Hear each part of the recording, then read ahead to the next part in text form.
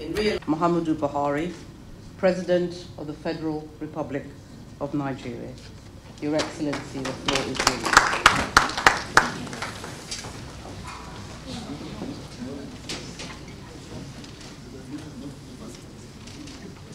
Yeah, please sit down. Thank you very much. Thank you very much. Thank you. Peter,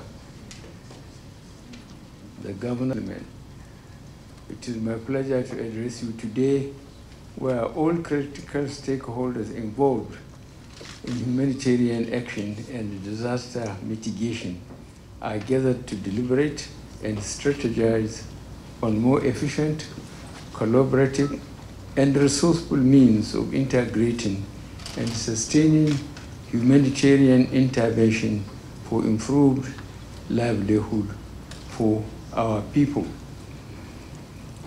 The theme of this event, strengthening resilience and sustaining development, a humanitarian development peace approach to leaving no one behind, is apt and reflects the urgent need for continuous engagement in the humanitarian section.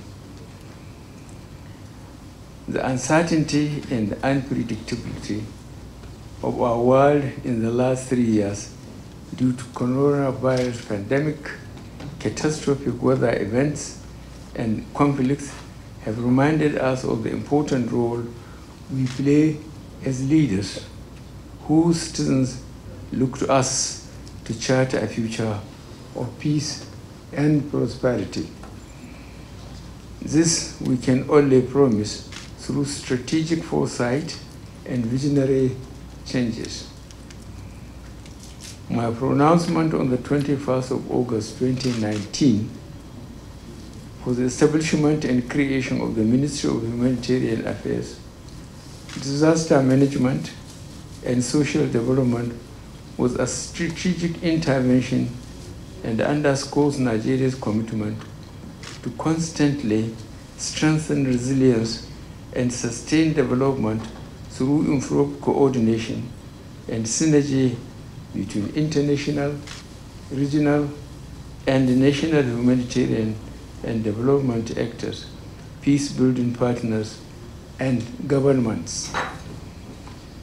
Excellencies, in the 37 months that the ministry has been operational, it has worked with national governments, ministries, departments, and agencies, organized private sector, the United Nations, local and international non-governmental organizations, and security actors to widen dialogue in a bid to reinforce existing capacities and strengthen coping strategies.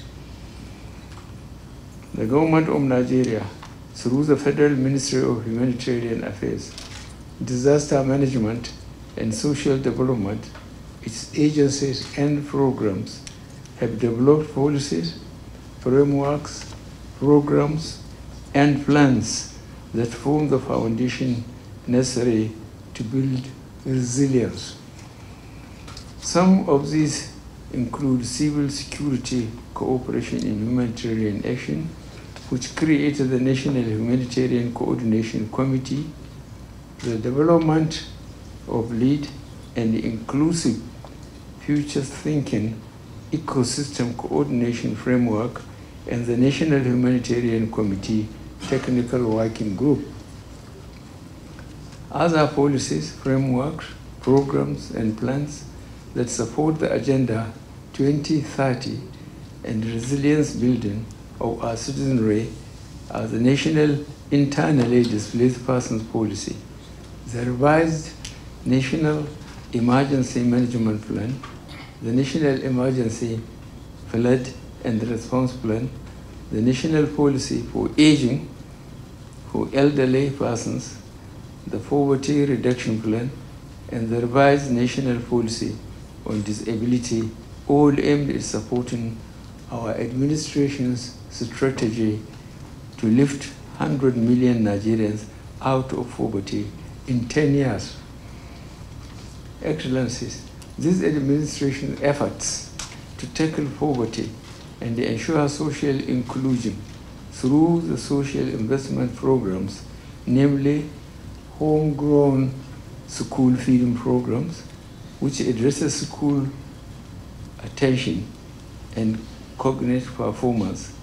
The conditional cash transfer program provides timely and accessible cash transfers to poor and vulnerable households.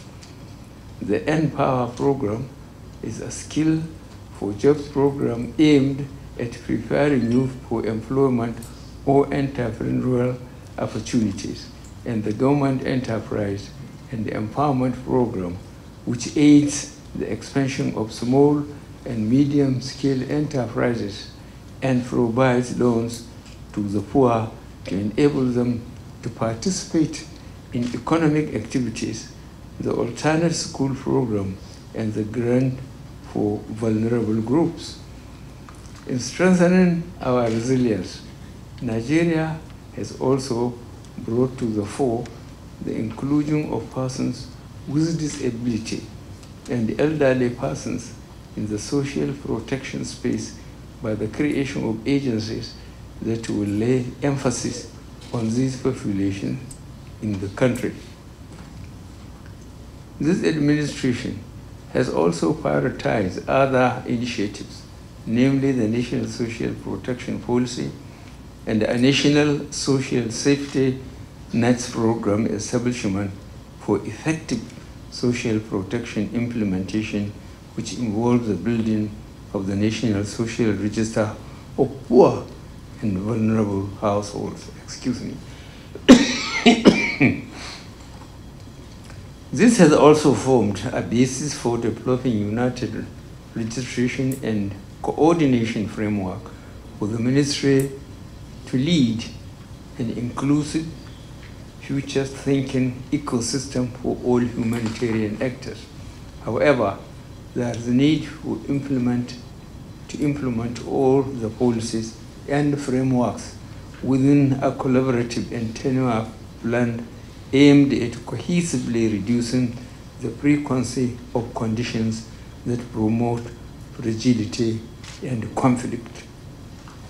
This implementation will aid Nigeria's effort on humanitarian coordination and the integration of the National Humanitarian Development Peace Framework, an approach that focuses on leaving no one behind.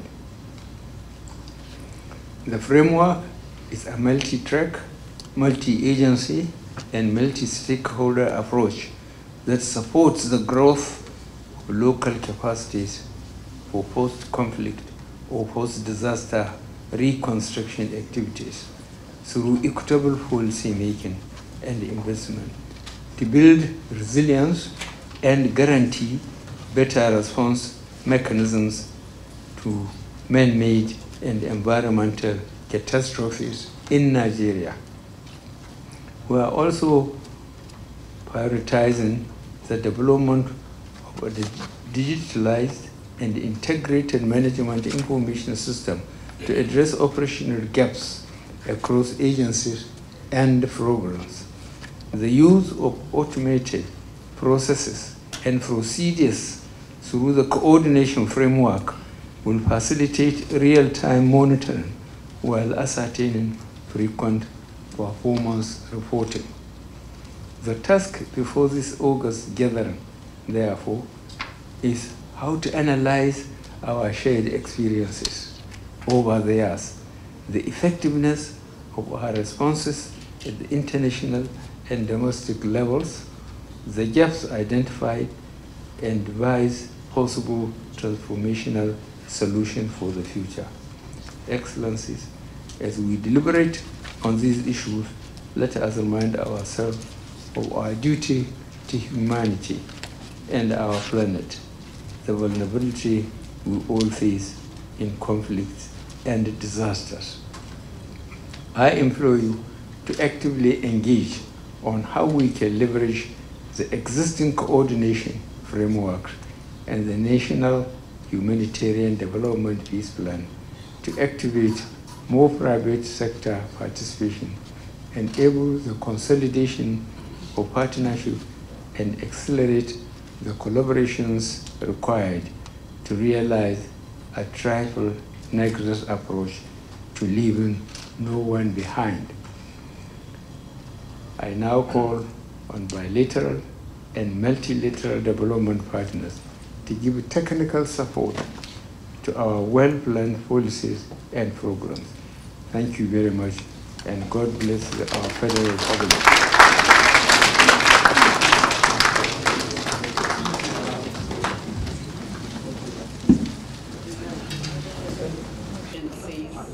Could you step forward, please?